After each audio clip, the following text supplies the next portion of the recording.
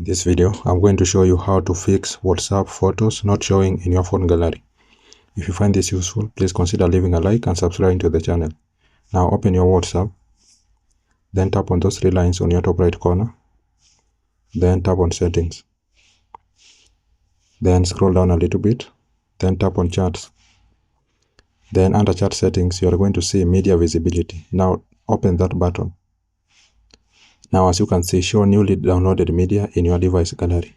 Now once you've done that, you will go back to settings. Then you'll scroll down a little bit, then go to storage and data. Then you will scroll down. Then you will see media auto download. Now select when using mobile data.